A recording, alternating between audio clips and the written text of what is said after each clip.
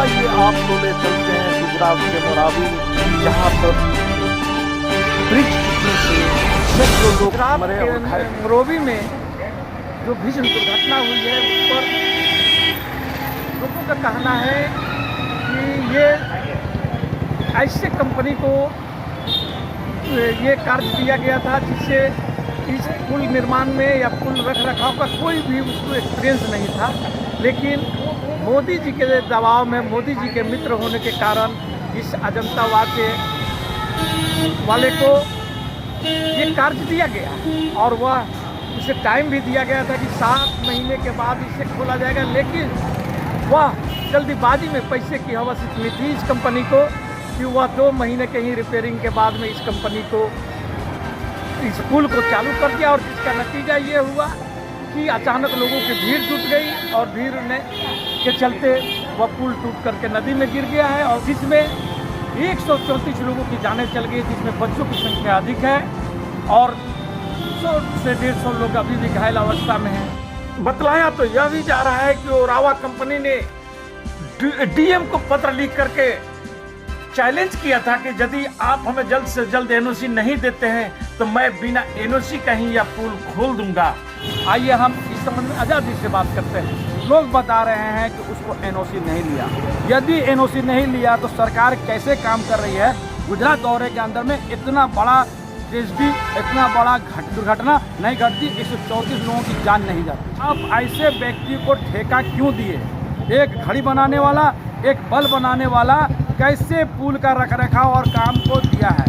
ये एक घोटाला नहीं, महा घोटाला है। जिस गुजरात मॉडल को देखकर पूरे भारत में डंका बजाए हैं, अमीर टॉप 10 राज्यों में 5वें स्थान पर आपका स्थान है। तो घटना का तेनिया अभियुक्त लोगों को गिरफ्तार करके सरकार अपने 56 इंच का सीना जो है वो चौड़ी करके दिखाना चाहती है। मोरबी का जो पुल जो है वो ध्वस्त हुआ है, वो 27 साल के अखंड डूबी सरकार का भ्रष्टाचार का एक नमूना मात्र है। शाहजादी, एक बात और बताइए कि ये देश में इतनी बड़ी दुर्घटना एक मोरबी गुजरात में पुल के टूटने से 134 लोगों की जान गई है, जिसमें बच्चे की संख्या ज़्यादा है और बतलाया यह भी जाता है कि इसमें कहीं ना कहीं कुछ राजनेताओं की गलती के चलते, जिसको कोई अनुभव नहीं था, उस व्यक्ति को पुल की रख रखाव की जिम्मेवारी दी गई थी। इस पर आप क्या कहना चाहेंगे? देखिए, वो जो पुल आप बता रहे हैं, मोरबी का जो पुल जो है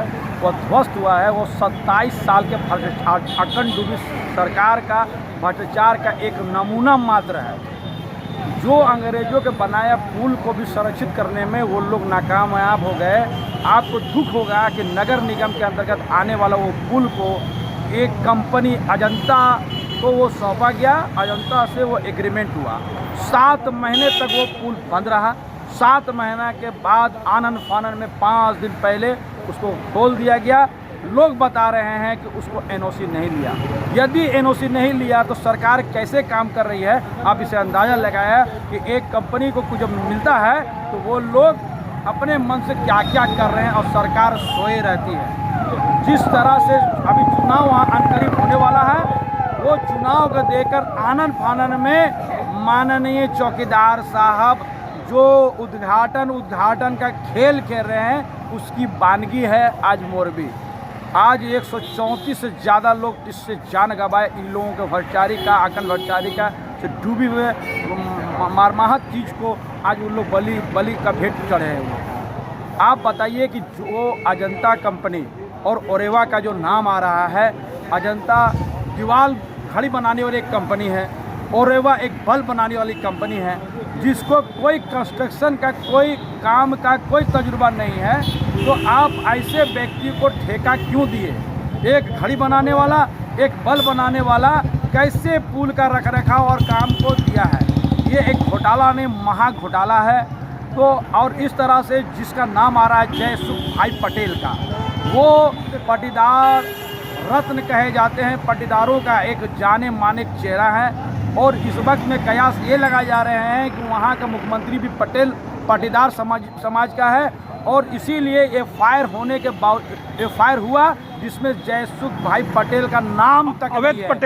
पटेल नाम है नहीं, जो जय साहब पटेल नाम है, उनका एमडी है, जो अजंता और ओरेवा का जो मालिक जो है उनका अवैध पटेल है, और उनको बारे में बोला जाता है कि मोदी जी का बहुत ही, मोदी जी के साथ में फोटो के साथ में मोदी जी। देखिए, हम जहाँ तक जानते हैं जयसुख भाई पटेल का नाम आ रहा है, उनका नाम भी एफआईआर में नहीं होना। और अभी आप देख रहे हैं कुछ न्यूज़ चैनल में मैं देखा कि कुछ लोगों को अरेस्ट किया। हम समझते हैं कि इस जो घटना का तेनिया अभियुक्त लोगों को गिरफ्तार करके सरकार अपने 56 इंच का सीना जो है वो चौड़ी करके दिखाना चाहती है, जबकि मेन इसमें जो है जयसुख भाई पटेल और उससे ओरेवा का मनी और जो मेन लोग हैं उसको अब अभियुक्त नहीं बनाया गया, उसकी अरेस्टिंग अभी तक नहीं हुई। ये प्रश्न चिन्ह है। 134 लोगों की जान का कीमत ये सरकार का भ्रष्टाचार के अखंड डूबी हुई चीज़ों का एक नमूना मात्र है। नहीं, एक बात रहिए कि जब इतनी बड़ी घटना हुई और छोटे छोटे लोगों पर केस दर्ज कर देना और बड़े मगरमच्छों को बचा लेना, इसमें कहीं ना कहीं गुजरात सरकार की मिलीभगत या केंद्र की कहीं मिलीभगत। देखिए, ये सरकार जा रही है, ये अखंड डूबी सरकार 27 साल में जो पाप किया उसका पाप का घड़ा भर गया है।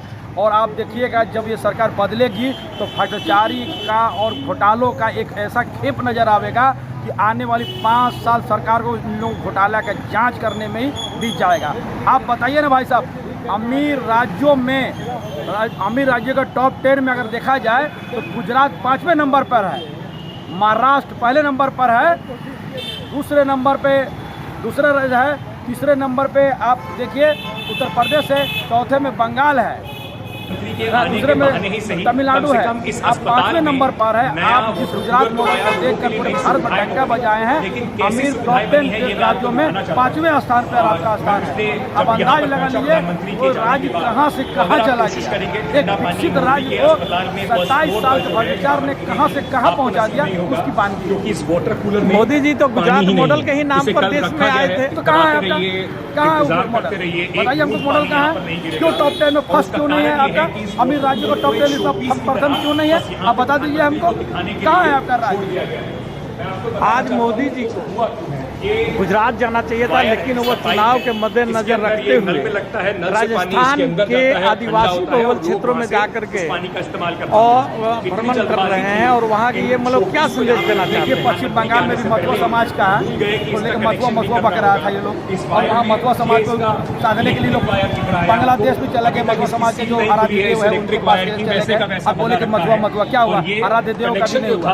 आपको कुछ चीज़ की जानकारी देते हैं कि पिछले दिनों के 6ठी बार केदारनाथ की यात्रा किए, दर्शन किए, और दूसरी बार जो है ना बद्री धाम का यात्रा करने के बाद भी भगवान का आशीर्वाद इनको प्राप्त नहीं हुआ। यदि होता तो इनका गुजरात दौरे के अंदर में इतना बड़ा ट्रेजेडी, इतना बड़ा दुर्घटना नहीं घटती, 134 लोगों की जान नहीं जाती। मैं मानता हूँ, हमको लगता है, हमको शक है कि भगवान का आशीर्वाद इन लोगों को प्राप्त नहीं हो रहा है।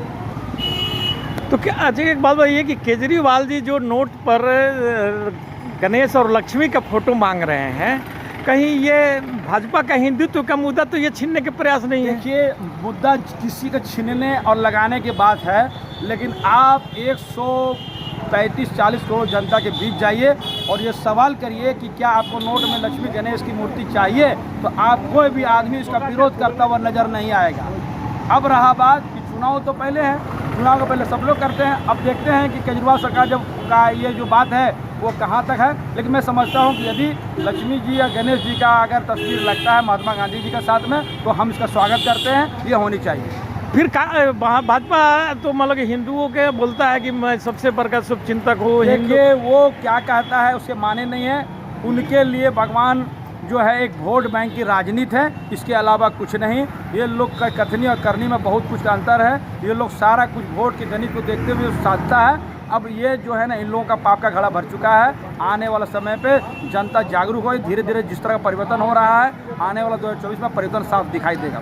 तो क्या आपको क्या लग रहा है, गुजरात चुनाव में कांग्रेस आएगी, भाजपा आएगी या आप पार्टी आएगी? मैं जहाँ तक समझता हूँ कि किसका आएगी, मेरा ये कयास है।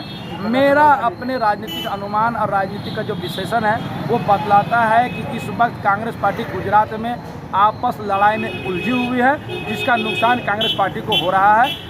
बेशक वहाँ अपोजिशन में कांग्रेस पार्टी है, उनका संगठन मजबूत है, लेकिन वो आपसी लड़ाई से उलझी हुई है। आप पार्टी का वहाँ ज़बरदस्त एंट्री हुआ है और लोग बाग जो है केजरीवाल जिंदाबाद और झाड़ू जिंदाबाद का नारे लगाते देखे गए हैं। मेरा अनुमान बताता है कि आने वाला समय में झाड़ू पार्टी वहाँ बहुत राजनीतिक उथल पुथल करने जा रही है। धन्यवाद।